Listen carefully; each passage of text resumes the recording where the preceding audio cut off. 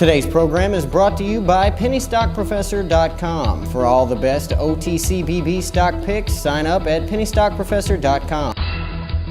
Thank you for tuning in to another TBC Daily News Update. I'm Brandon Vincent. And I'm Angelina Soriano.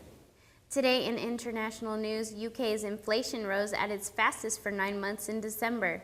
The Office for National Statistics said the Consumer Price Index measure of inflation had risen to 2.9%, up from an annual rate of 1.9% in November.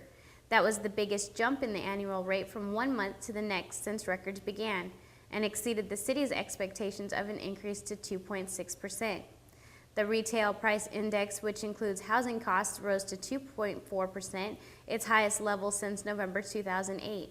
The news boosted the value of the pound, with markets betting on an early end to the Bank of England's policy of increasing the money supply under what is known as quantitative easing and possible future rises in interest rates.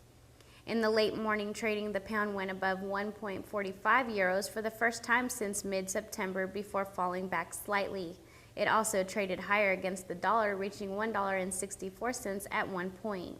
And now for today's financial news. The healthcare sector led U.S. stocks higher Tuesday as investors viewed it more likely that compromises could be made to the Senate health bill. Given the chance for Democrats to lose a Senate seat in Massachusetts, the Dow Jones Industrial Average was up 84 points, or 0.8% in recent trading. The Dow's healthcare components led its gainers, with Merck jumping 2.7% and Pfizer up 2%.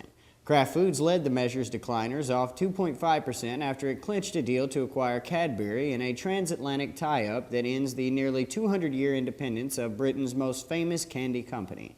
Financial components, Bank of America and J.P. Morgan Chase, also fell off nearly 1% each after Citigroup posted a fourth-quarter loss. However, Citigroup climbed 0.9% as investors were relieved to see improvement in the bank's losses from consumer loans in the United States, Asia, and Latin America. The technology-heavy NASDAQ Composite Index climbed 1%, while the S&P 500 rose 0.7%, with its healthcare sector in the lead.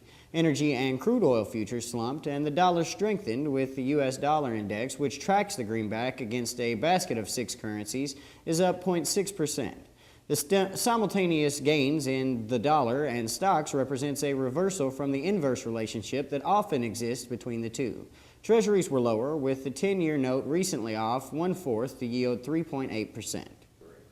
Now in entertainment, China plans to put the brakes on Avatar's record-breaking run. Authorities are pulling the non-3D version of the science fiction epic from screens across the country as of Saturday, according to theater operators and state media, apparently for political and economic reasons. China Film Group, the state-run domestic distributor of the Hollywood blockbuster, has reportedly ordered cinemas to stop showing the 2D version of James Cameron's global hit by this weekend on the orders of China's censors. The 3D and IMAX versions of the movie will continue their run into February. Repeated calls to the distributor's spokesman Tuesday went unanswered. Reportedly, part of the reason is to reduce competition for China's homegrown films, the ancient Chinese philosopher starring a Hong Kong superstar. Avatar is already the biggest box office success in China, pulling in more than $44.1 million as of January 12th. And for today's U.S. news, the fight for a Massachusetts Senate seat, and with it, President Barack Obama's domestic agenda, is coming down to one essential challenge: maximizing turnout of core supporters. Voters thronged to the polls early Tuesday morning as dawn broke in the frosty Northeast. The GOP publicly relished the possibility that a previously obscure state senator could wrest the election from Democratic Attorney General Martha Coakley, considered the flyaway favorite until a week ago. In contrast to the light turnout for the party primaries last month, the candidates expected a heavy turnout following the national attention thrust upon their race. There was a clear sign at one polling place. The North Andover High School is a polling place for a community of about 30,000. People were lined up back-to-back for nearly half a mile from the school.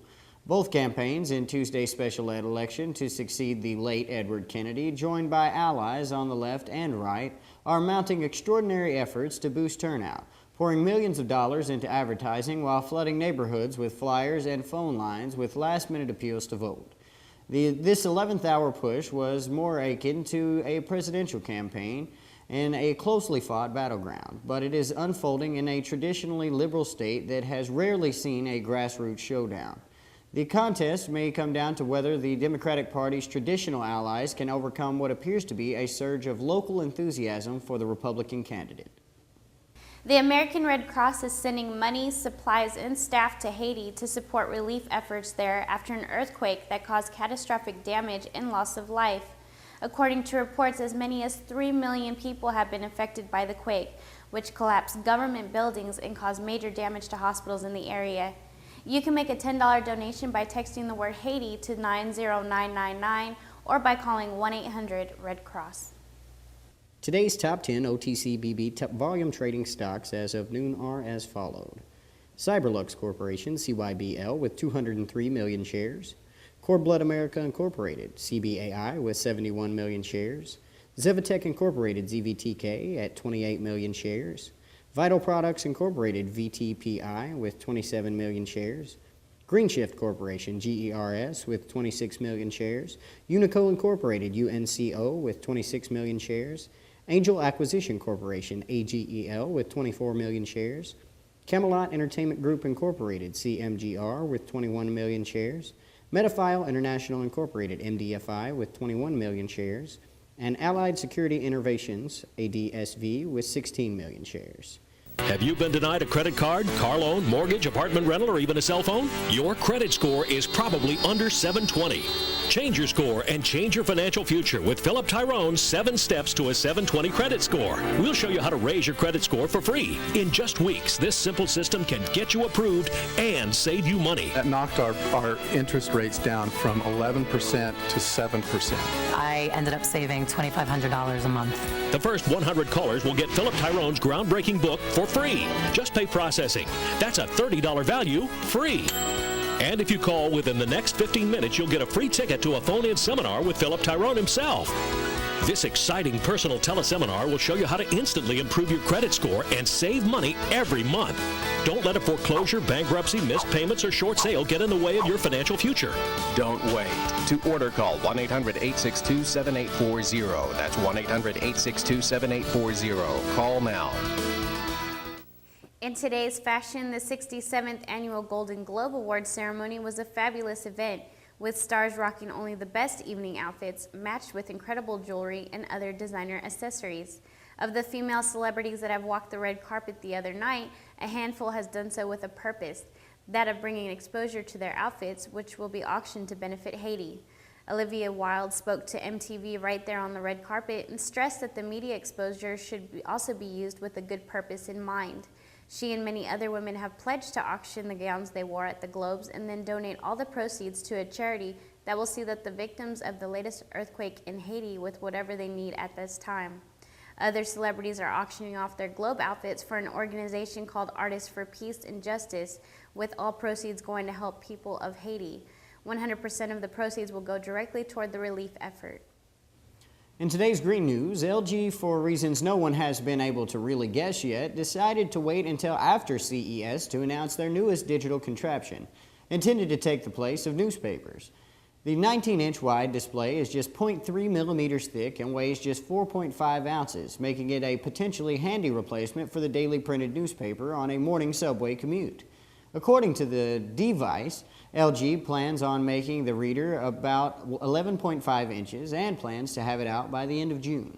But there's zero excitement attached to this in the blogosphere, likely because the odds of it really coming out or being a competitor with devices like tablet readers are slim to none. The reader has e-ink technology mounted on a metal foil surface. Whether or not that flexibility is part of the reading experience, such as folding up a corner in order to turn the page, or if it's just a feature set it apart from the common rigid e-readers.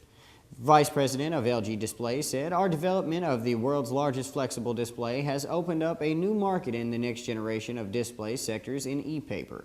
As the e-paper market is growing at a rapid pace, LG Display will continue to deliver new value to customers and the market through industry-leading technologies and differentiated products." The e-paper market is indeed growing rapidly, hitting an estimated $2 billion by 2015. Thank you for tuning in to another TBC Daily News Update. I'm Brandon Vincent. And I'm Angelina Soriano.